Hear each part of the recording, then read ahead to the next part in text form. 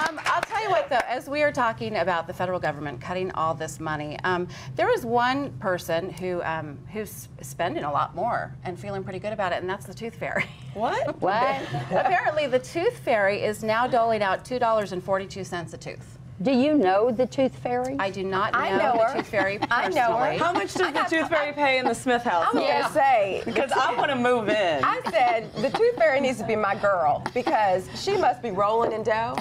Because my kids are getting like $10 a tooth now.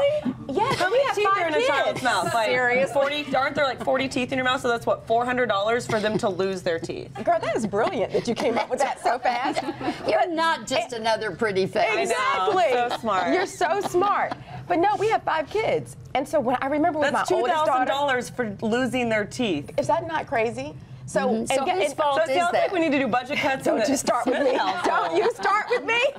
It's our fault because it's so bad because their friends come home and talk about what they got from it. Like, oh, I got $20. I got $50. So, you know, we used to do like $1, $2. They were like, the Tooth Fairy doesn't give us as much as they give.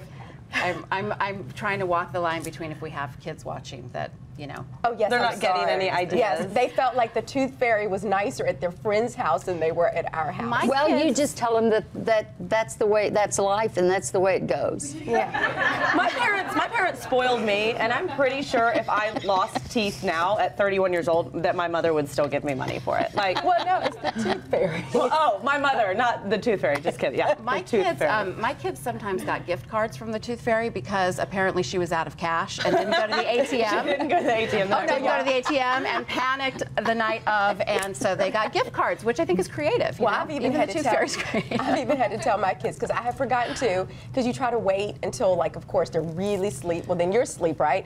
So in the morning when I've missed that moment, or the Tooth Fairy has missed the moment, I say, you know, just pray hard. Just pray that she comes back tonight. I bet you she was so busy last night. That's happened at our house too. I have to tell you one quick story. When our son Josh was 5 years old, I forgot to, you know, the Tooth Fairy forgot to leave money under the pillow, and it wasn't there. And so I called the school, and I said, the Tooth Fairy has failed to put money under the pillow. Aww. So the head of the school drew a picture of a molar.